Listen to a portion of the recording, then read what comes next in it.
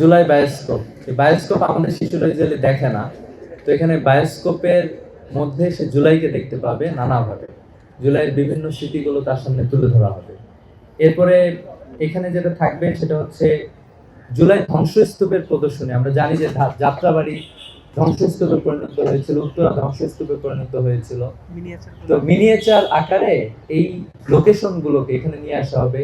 বাড্ডা সহ যে সকল জায়গাগুলোতে আন্দোলন ছিল, আন্দোলনের হটস্পট যেগুলো ছিল, খুব ইফেক্টিভ আন্দোলন সেখানে পরিচালিত হয়েছে, সেখানে মানুষের সমাগম অনেক বেশি ছিল, সেই জায়গাগুলোকে মিনিয়েচার আকারে উপস্থাপন করা হবে। আইকনিক কর্নার থাকবে এখানে, শহীদ আবু সাইদ থেকে শুরু করে শহীদ শরীফ ওসমান হাদি পর্যন্ত সকলকেই ধারণ করা হবে এবং সেখানে উপস্থাপন করা হবে। এছাড়া আমাদের একটা ইতিহাসের ধারাবাহিকতা থাকবে। একবারে বখতিয়ার খিলজি থেকে শুরু করে বাংলাদেশের জুলাই বিপ্লব পর্যন্ত ধারাবাহিক ইতিহাস বর্ণনা করার চেষ্টা করা হবে।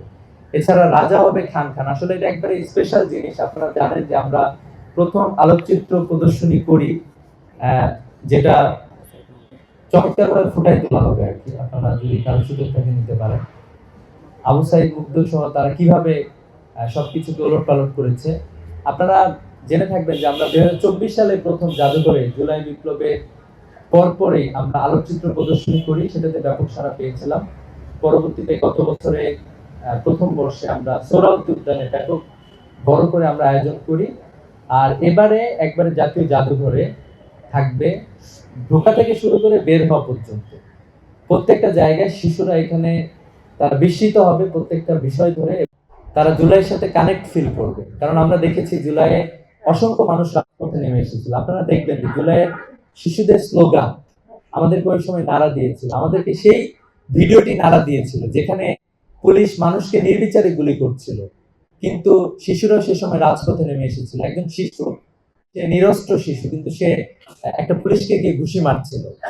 আপনারা দেখবেন যে এই বিষয়গুলো এক দফা ঘোষণার দিন আপনারা সবাই জানেন যে আমাদের শহীদ মিনারে একজন শিশু কান্না করে বলছিল আমার ভাইকে মেরে ফেলেছে, আমিও শহীদ হওয়ার জন্য প্রস্তুত আছি। তো এইভাবে করে আমরা আমাদের রাজপথে প্রত্যেকটা জায়গায় 133 জন শহীদ শিশু তালিকাভুক্ত শহীদ আমরা পেয়েছি। তো এইভাবে করে যেহেতু শিশুদের অবদান আছে এবং বাবা মাদের যে সকল বাবা মা সন্তান হারিয়েছেন তাদের আর্তনাদ আছে, তো এইভাবে করে আমরা শিশুদের, অন্য শিশুদের যে স্যাক্রিফাইস সেটাই আমরা শিশুদের মাঝে তুলে ধরতে চাই, যাতে করে প্রজন্ম থেকে প্রজন্ম সবাই আমরা জুলাইকে ধারণ করতে পারি। শহীদ আনাসের চিঠি, সেখানে বিশেষ প্রদর্শনী থাকবে, শহীদ আনাসের চিঠি সবাইকে দেওয়া থাকবে, বাধাই করা থাকবে।